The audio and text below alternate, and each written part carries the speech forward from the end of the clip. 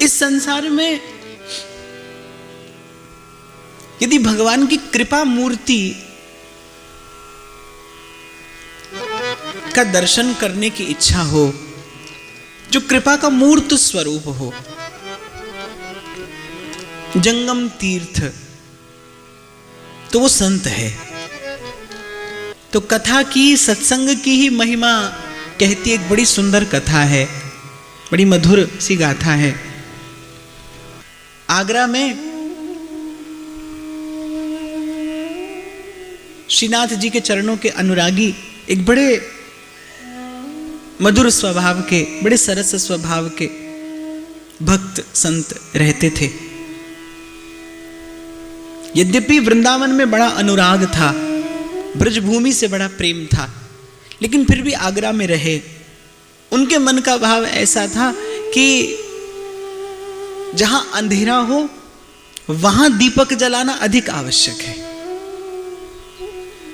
संत के संसार में रहने का और कोई कारण है ही नहीं। संत संसार में रहता है, उसके पीछे हेतु क्या है? कृपा, भगवान की कृपा। और नहीं रहे संत संसार में तो कबीर कहते हैं ना, संत न होते जगत में तो जल मरता संसार। संत ही तो है जो भूले भटके बिखरे को अपनी सहज कृपा से, अपनी सहज उदारता से स्वयं आता है और आधार देकर चला जाता है। उस समय, आज से लगभग 500 वर्ष पूर्व की यह घटना है। उस समय आगरा यवनों के, मलेच्छों के आतताई आचरणों से दुखित थी वो भूमि।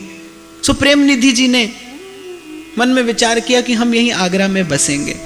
बड़ा अनुराग उनका श्री ठाकुर जी के चरणों में, बड़ी निष्कपट प्रीति। वल्लभ कुल के अनुयायी थे, उसी रीति से श्रीनाथ जी की, अपने ठाकुर जी की बड़े लाड़ और प्रेम से सेवा किया करते थे। वल्लभ कुल में आज भी स्पर्श अस्पर्श आदि का बहुत विचार रखा जाता है। जहां तक हो सके वहां तक बड़े सदाचार से, बड़ी आचरण की शुद्धि से ठाकुर जी की सेवा की जाती है। तो बड़े सदाचार युक्त जीवन जीते हुए अपने प्राण प्यारे श्री ठाकुर जी की सेवा करते। उनके श्री ठाकुर जी का नाम श्री श्याम जी था। आज भी उनका मंदिर आगरा में है। तो प्रेम निधि जी का ऐसा नियम था कि वो प्रतिदिन प्रातःकाल श्री जमुना जी से जल भरकर लाया करते थे और अपने ठाकुर जी को स्नान कराते थे। ये उनका प्रातःकाल का नियम था। स्नान आदि करके नित्य कर्म से निवृत्त होकर नित्य जाते, अपने सिर पर जल भरकर लाते और फिर आकर अपने श्री ठाकुर जी को स्नान कराते। और सूर्य उदय होने से पहले वो नित्य अपना ये कर्म कर लेते थे। एक दिन की बात, रात भर बड़ी वर्षा होती रही, सूर्यदेव भी नहीं निकले थे। बड़ी घनघोर वर्षा रात भर होती रही। मार्ग पर बड़ा अधिक कीचड़ था। मन में विचार किया कि इस प्रकार कीचड़ में कैसे जाऊं जल भरने, तो सूर्य उदय होने की प्रतीक्षा करता हूं। फिर मन में विचार किया, अगर सूर्य उदय होने की प्रतीक्षा करता हूं तो जैसा मैंने कहा, म्लेच्छ लोग उस समय सेवा करने नहीं देते थे, जानबूझकर उनको स्पर्श कर लेते थे। इस प्रकार के आचरण म्लेच्छों द्वारा होते थे। तो मन में विचार किया कि यदि सूर्य उदय होने पर जाऊंगा तो जल लाते समय यदि किसी म्लेच्छ ने छू लिया तो फिर सेवा में व्यतिक्रम हो जाएगा। तो बड़ी देर तक बेचारे इसी द्वंद्व में पड़े रहे। फिर आखिर मन में विचार किया कि चलता हूं, जैसी हरी इच्छा होगी वैसा होगा, लेकिन चलता हूं। सेवक का धर्म है नियत समय पर सेवा में पहुंच जाना, आगे स्वामी की इच्छा। तो प्रेम निधि जी ने मन में विचार किया कि सेवक का धर्म है समय पर सेवा में उपस्थित हो जाए, आगे स्वामी की इच्छा। तो कलश खाली हाथ में लिया, निकल पड़े। और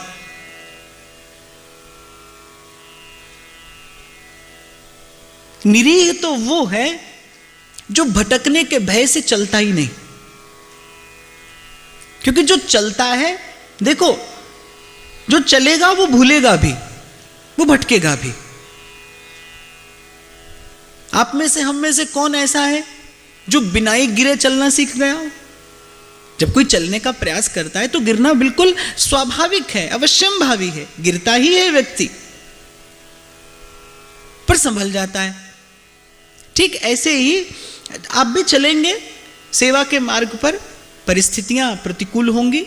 मैंने तो कल कहा था कि संसार का स्वभाव क्या है कि भजन के मार्ग पर चलते को खींच कर ले आना अपनी, और ये संसार का स्वभाव है।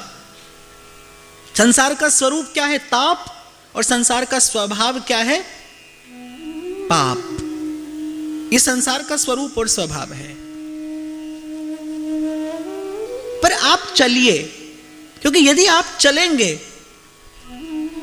जैसा मैंने पूर्व निवेदन किया, आप शुभ संकल्प करिए, भगवान उसकी पूर्ति करेंगे। आपके सहायक होंगे प्रभु आपके शुभ संकल्प में। जो संकल्प निष्काम होगा, जो संकल्प सबके सुख के लिए, सबके आनंद के लिए होगा, उसमें भगवान सहायक बनते हैं। और जब प्रभु सहायक बनते हैं, फिर किसी अन्य आश्रय की आवश्यकता नहीं होती। तो प्रेम निधि जी उस घने अंधेरे में, बड़ा कीचड़ मार्ग में, किसी प्रकार स्वयं को बचाते हुए चलने का प्रयास करने लगे। अभी 2 कदम चले थे और देखा कि आगे कोई व्यक्ति मशाल लिए चल रहा है। तो प्रेम निधि जी ने मन में विचार किया कि ठीक है, जब तक मशाल की रोशनी है तब तक इसके पीछे पीछे चलता हूं, और फिर आगे देखा जाएगा। तो निकलते ही वो मशाल लिए वो व्यक्ति मिल गया। कुछ दूर आगे गया तो उस व्यक्ति ने, मशाल में तेल कम हो रहा था, उस व्यक्ति ने मशाल में तेल कम होता देखकर तेल डालने के लिए वो एक घड़ी रुक गया। प्रेम निधि जी भी उसके पीछे रुक गए। उसने मशाल में तेल डाला और वो चलता चलता बिल्कुल ठीक जमुना के किनारे पहुंच गया। प्रेम निधि जी ने स्नान किया, जमुना जल भरा, सिर पर रखा, यहां वहां देखा, तो फिर वही मशालची दूर खड़ा है। फिर चल दिया उसके पीछे पीछे, घर पहुंचाकर चल दिया मशालची। प्रेम निधि जी मन में विचार करते रहे कि ये आज कैसी घटना घटी, लेकिन सुना था कि भक्त के सहायक भगवान होते हैं, किसी न किसी रूप में भक्त को सहायता मिल ही जाती है। किसी को भेज दिया होगा प्रभु ने, किसी को प्रेरणा कर दी होगी प्रभु ने, जिससे मेरे सेवा के भाव में व्यतिक्रम ना हो जाए। धर्म किसका है? भक्त का। रक्षा करता है कौन? भगवान। सेवा का भाव किसका है? भक्त का, सेवक का। लेकिन उस मर्यादा की रक्षा करते हैं स्वयं प्रभु। मंगला के लिए जब अपने प्रभु को उठाने के लिए पट खोला तो क्या देखते हैं कि श्री ठाकुर जी के कर कमल तो तेल से भीगे हैं और पांव कीचड़ से भीगे हैं। मनमोहना मुरलीधरा हे नंद नंदना हे राधा माधवा। हृदय से लगाकर रो दिए प्रेम निधि। प्रभु, मुझे तो केवल ये विचार था कि जमुना जल आपको प्रिय है, जमुना जल से स्नान करना आपको प्रिय है, पर आपने स्वयं इतना कष्ट किया केवल इस कार्य के लिए। देखा हाथ उस तेल से भरे हैं, और जो तेल मशाल में डाला जाता है ना, उसमें सुगंध नहीं होती, दुर्गंध होती है। हाथ उस तेल से सने हैं और श्री ठाकुर जी के चरण कमल कीचड़ से लथपथ। तभी भक्त कहते हैं, ऐसे रसिक किशोर प्रभु जिन न भजे चित लाए। ऐसे भक्त के भक्त का भजन जिसने नहीं किया, उसने जीवन पाकर पशुता नहीं की तो क्या किया, आत्मघात नहीं किया तो क्या किया, पाप नहीं किया तो क्या किया, जिसने इन्हें भजा नहीं। जमुना जल तो धरा ही रह गया, अपने अश्रुओं से ही स्नान करा दिया प्रभु को। बड़े भाव से जल भर कर लाए थे, मधुर मधुर कीर्तन करते हुए श्री ठाकुर जी का बड़ा सुंदर श्रृंगार पूर्ण किया। कथा बड़ी सुंदर कहते थे। लेकिन इस घटना के बाद से प्रेम निधि जी के भाव में एक विशेष प्रकार की प्रगाढ़ता आ गई, एक विशेष प्रकार की गंभीरता आ गई, जो किंचित प्रारब्ध वशात या शरीर के स्वभाव वशात जो किंचित मन की चंचलता थी वो भी नष्ट हो गई, बड़े धीर गंभीर हो गए। कथा में भी एक अद्भुत प्रकार का रस प्रकट होने लगा। प्रेमनिधि जी की कथा में एक बड़ा अद्भुत प्रकार का रस जो श्रोता को एक भाव विमुग्ध कर दे, जो श्रोता को एक बार तो भगवान के निकट ले जाकर खड़ा कर दे, ऐसा कोई रस प्रकट होने लगा, अनुभूति हो गई थी। जब कहा जाता है उन शब्दों में यदि आत्म अनुभूति और मिल जाए, उन शब्दों में यदि आत्म अनुभूति जन्य विश्वास और मिल जाए, तो फिर शब्द सीधे हृदय पर जाकर चोट करता है।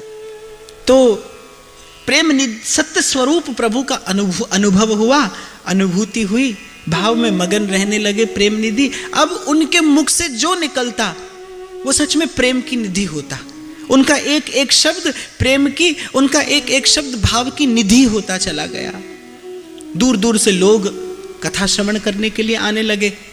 अच्छे अच्छे घरों की स्त्रियां, माताएं, बहनें कथा का आनंद लेती। विमुख लोगों को बड़ी पीड़ा हुई। दुष्टों ने जाकर उनकी शिकायत बादशाह से कर दी। संसार क्या है, कलंक लगते कितनी देर लगती है। आज राह चलता आदमी किसी साधु पर आक्षेप लगा दे तो आपके मेरे जैसा व्यक्ति भी मन में एक बार तो ये सोचने लगेगा कि भाई कुछ ना कुछ तो अवश्य होगा। ये स्वभाव है मनुष्य का। उसे गुण देखने की दृष्टि प्राप्त करने में तो जीवन लग जाता है, लेकिन दोष बड़े सहज स्वभाव से दिखाई पड़ता है। क्यों? उसका भी एक कारण है, क्योंकि आप वही वस्तु देखते हैं जिससे आपका परिचय होता है। गुण से परिचय नहीं है, इसीलिए गुण चुन नहीं पाते। दोष से जन्म जन्म से हमारा परिचय है, दोष जन्म जन्म से भीतर है, इसलिए वो बड़ी सहज दिखाई देता है, वो बड़ी सहज अनुभव में आ जाता है, क्योंकि आपने ही भीतर है। जब तक आपको दोष दिखता हो तब तक आप कसौटी बनाइएगा इसे कि तब तक वो कहीं ना कहीं आपके भीतर है, तभी आपको दिखाई पड़ता है, तभी वो आपके अनुभव में आता है। भक्त कोटि कोटि अपराध करके भी यदि भगवान के सन्मुख चला जाए तो भगवान की दृष्टि में अपराध आते ही नहीं। वो गुण निधान है, वो गुण निधि है, उनकी दृष्टि केवल गुण पर जाती है। इसलिए ध्रुवदास जी कहते हैं, अवगुण करे समुद्र सम, गिनत न अपनो जान, राई के सम भजन को, मानत मेरू समान। कोई नेक सा भजन करे तो प्रभु उसे अपनी उदारता से कितना श्रेष्ठ सम्मान दे देते हैं। कोई नेक सा भजन करे। जो सभीत आवा सरनाई, राखों ताई प्राण की नाई। बोले कोई भयभीत होकर अगर आ जाए मेरी शरण में तो उसे प्राणों के समान रखता हूं मैं। ऐसा प्रभु का स्वभाव है। तो कुछ दुष्टों ने, कुछ विमुखों ने आक्षेप करते हुए बादशाह से शिकायत कर दी कि ये तो चरित्रहीन है, स्त्रियों को कथा सुनाता है और एक से एक बड़े घर की सुंदर वस्त्र आभूषणों से सजी धजी स्त्रियां आती हैं कथा में। तो इतनी स्त्रियां आती हैं, इतनी माताएं आती हैं, तो जरूर इसके चरित्र में कोई दोष होगा, इसके चरित्र में कोई दोष है। बादशाह को भी बात समझ में आ गई। उसने कहा बुलाओ। तो बादशाह के सैनिक पहुंचे। बादशाह ने हुक्म दे दिया कि जाओ गिरफ्तार करके लाओ। तो राजा ने हुक्म दे दिया, सैनिक पहुंचे। जिस समय पहुंचे, श्री प्रेमनिधि जी जल की झारी भरकर अपने श्री ठाकुर जी के निकट रखने का सेवा कर रहे थे, पर उन दुष्ट सैनिकों ने वो झारी भी नहीं रखने दी। उसी समय ले जाकर प्रेमनिधि जी को बादशाह के सन्मुख उपस्थित कर दिया। और भक्त का लक्षण, हमें ऐसे भी वाह है और हमें वैसे भी वाह है। बड़ा अद्भुत सा संतोष भक्ति महारानी कृपा करके देती है। बादशाह के सामने हाजिर हो गए, तब भी प्रसन्न आनंद में। बस एक पीड़ा रह गई कि ठाकुर जी प्यासे ही रह जाएंगे पीछे। मैं जल की झारी भी उनके निकट नहीं रख के आ पाया। बादशाह के सन्मुख खड़े हैं, जाने अब कौन सा दंड दे देगा, जाने कौन सा अत्याचार करेगा। लेकिन उस समय भी उस भक्त हृदय को, उस रसिक हृदय को यह चिंता है कि श्री ठाकुर जी प्यासे रह गए, उन्हें जल कौन पिलाए? भावना आपको ले जाती है। मैं अभी आपसे कह रहा था, कोई एक नियम अपने जीवन में लेकर आइए, कैसा भी हो। नियम के बिना आप मनुष्य कहलाने योग्य नहीं है। हाँ, उस नियम का व्रत से पालन करते रहिए, प्राणपण से पालन करते रहिए। वो एक नियम एक दिन आपका धर्म बन जाएगा, आपकी रक्षा करेगा। तो बादशाह ने पूछा, बड़ी प्रशंसा सुनी है हमने तुम्हारी कथा की, सुना है बहुत बड़े बड़े घर के लोग आते हैं कथा सुनने। बोले, हुजूर हम तो कथा सुनाते हैं, अब बड़ा क्या और छोटा क्या। तो बादशाह ने कहा कि बात बनाना तो तुम्हें बहुत आता है, हम जानते हैं। तो बादशाह पूछता रहा, प्रेम निधि जी निर्भय होकर उत्तर देते रहे। उसकी निर्भयता से बादशाह और चिढ़ गया। कहा कि ठीक है, अभी तो ले जाकर इसे कैद खाने में डाल दो, फिर कभी इसका निर्णय करेंगे, फिर कभी इसका फैसला करेंगे। सैनिकों ने ले जाकर प्रेम निधि जी को, निरपराध को, और कारागार में डाल दिया। इसीलिए हरिदासन सो गर्व न करिए। संत कहते हैं, सकल आयु सत्कर्म में जो पे बितई होई। किसी ने सकल आयु सत्कर्म किए हों, शुभ कर्म किए हों, दान पुण्य तीर्थ व्रत धर्म का पालन, सकल आयु सत्कर्म में जो पे बितई होई, फिर भक्तन को अपराध एक छिन में डारत खोई। एक भक्त का अपराध सब नष्ट करता है, सब समाप्त कर देता है। और भक्त द्रोह को जतन नहीं, इस अपराध से मुक्ति का कोई उपाय नहीं। भक्त द्रोह को जतन नहीं, होत वज्र की लीक। भक्त का अपराध छूटता नहीं। राजा ने कैद खाने में डाल दिया। बादशाह रात को श्री ठाकुर जी हजरत उसके पीर का भेष बनाकर उससे बोले, प्यास लगी है, पानी पिलाओ। तो बादशाह ने कहा कि वहां आब खाने में पानी रखा है, जाकर पी लीजिए। तो लात से प्रहार किया श्री ठाकुर जी ने, और ऐसा भय दिखाया कि थर थर कांपता बादशाह उठा, सब लोगों को बुलाया। समझ में आ गया। श्री ठाकुर जी ने कहा कि तू एक साधारण सा बादशाह, तू स्वयं अपने हाथ से उठाकर पानी नहीं पीता, तुझे प्यास लगती है, तेरे 10 नौकर तेरी सेवा में प्रस्तुत होते हैं तुझे जल पिलाने के लिए। तू एक साधारण सा बादशाह, जब तू अपने सेवक के बिना पानी नहीं पीता, तो मैं तीनों लोगों का शहंशाह, मैं अपने सेवक के बिना कैसे पानी पीऊं? तो बादशाह ने कहा कि मैं पिलाता हूं, तेरे हाथ से क्यों पीऊं? तू किसी म्लेच्छ के हाथ से जल पीता है? नहीं पीता। तू किसी शूद्र के हाथ से जल पिएगा? नहीं पिएगा। तो मैं तेरे हाथ से क्यों कर जल पीऊं? अपने सेवक के ही हाथ से पीता हूं। मुकत भुगत जुगत तेरी सेवा, जित तू आप करा, तहाँ बैकुंठ जहाँ कीर्तन तेरा, आपे सरधारा। राजा को समझ में आ गई कि किसके हाथ से जल पीना चाहते हैं। उसी समय आधी रात को बुलाया, प्रेम निधि जी को चरणों में पड़ गया कि मुझसे आपका बड़ा भारी अपराध हो गया, आप जाइए, आपके साहिब प्यासे हैं और आप ही के हाथ से जल पिएंगे। प्रभु की करुणा का स्वयं पर विचार करके गदगद हो गया प्रेम निधि जी का हृदय। तो बादशाह ने बहुत सा अन्न धन वस्त्र जमीन जायदाद भेंट करनी चाहिए, पर भक्त चलते चलते पहुंचता है कहीं ऐसी जगह जहां उसका मन मान लेता है। देखो, कोई किसी की नहीं मानता, मन की माने सब मानते हैं। जाको मन रम जाहि सन तेहि ताहि सो काम। जाको है जासो मन मान्यो।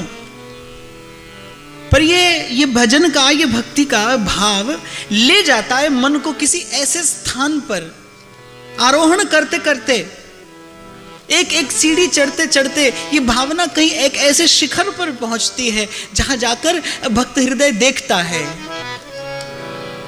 फूलों की ताजगी में, तारों की रोशनी में, फूलों की ताजगी में, तारों की रोशनी में, जो बात तुमने देखी नहीं किसी किससे नजर मिला तुम्हें देखने के बाद। जिसका मन भरा है उसके प्रेम से, उसके लिए तीनों लोगों का वैभव मिट्टी के ढेले के समान। बादशाह चरणों में पड़ा है, अपार अन्न धन वस्त्र, करिश्मा देख लिया बादशाह ने आज किसी खुदा के बंदे का। एक खुदा के बंदे ने आकर खुदा की खुदाई दिखा दी। सिर उठाने की हिम्मत नहीं हो रही बादशाह की। प्रेम निधि जी ने कहा कि जीवन को चलाने के लिए जितना चाहिए उतना मेरे श्याम सुंदर मुझे देते हैं, उससे अधिक की आवश्यकता नहीं लिया प्रेम निधि जी ने। लौट आए अपनी कुटिया पर।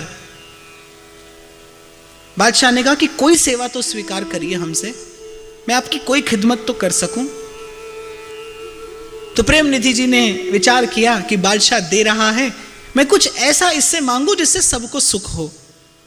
तो उस समय जैसा मैंने कथा के आरंभ में कहा कि वहां म्लेच्छ लोग भावुक जनों को, भक्त जनों को भजन नहीं करने देते थे, भांति भांति की व्यतिक्रम, भांति भांति की बाधाएं उपस्थित करते थे। तो प्रेम निधि जी ने कहा कि केवल हमारे लिए नहीं, जो जो भक्त भजन करते हैं उनकी भजन भावना में कोई विक्षेप उपस्थित ना हो। आप अपने सैनिकों पर ये राज आज्ञा, आप ये राज आज्ञा दीजिए कि भजन करने में सब स्वतंत्र हो, अपने प्रभु का भजन करने में सब स्वतंत्र हो। बादशाह ने प्रसन्न होकर उनकी बात स्वीकार कर ली, बड़े आदर और सम्मान से उनको वापस उनकी कुटिया पर भिजवाया। प्रेम निधि जी के मन में जो वो सुदृढ़ विश्वास देखा बादशाह ने, वो सुदृढ़ विश्वास किस बात का फल था? कथा कहते कहते, भगवान का गुण गाते गाते वो जो गुण हैं वो आपके भीतर प्रकट होने लगते हैं। प्रभु पदे पदे आपको उसकी अनुभूति कराते चलेंगे, पग पग पे प्रभु अपना अनुभव कराते चलेंगे। और तीसरी बड़ी सुंदर बात जो प्रेम निधि जी के चरित्र से निकल कर आती है वो क्या कि जब बादशाह ने पूछा क्या लेंगे आप, कोई खिदमत तो आप स्वीकार करिए, तो संत के मुख से सबसे पहली बात क्या निकलती है कि सब लोग स्वतंत्र होकर भजन कर सकें, सब लोग निर्वाद भजन कर सके, कोई ऐसी व्यवस्था कर दीजिए। वैष्णव जन तो तेने कहिए जो पीर पराई जाने रहे। और भरोसा रखिए इस बात का, जब आप सबके सुख की कामना करेंगे, जब आप सबके सुख की मंगल कामना से अभिपूरित हो जाएंगे, तो सबसे पहले जिसका मंगल होगा वो स्वयं आप होंगे। जब आप सबके सुख की कामना करेंगे तो सबसे पहले जो सुखी होंगे वो आप होंगे। सबके हृदय में भाव का ये बीज किसी प्रकार से पड़ जाए, भगवत कृपा से फले फूले। इसी भाव के साथ आज का ये भाव श्री युगल सरकार के श्री चरणों में निवेदन करते हुए, श्री महाप्रभु के श्री चरणों का स्मरण करते हुए आप सबके हृदयस्थ प्रेम प्रभु को प्रणाम। रंगी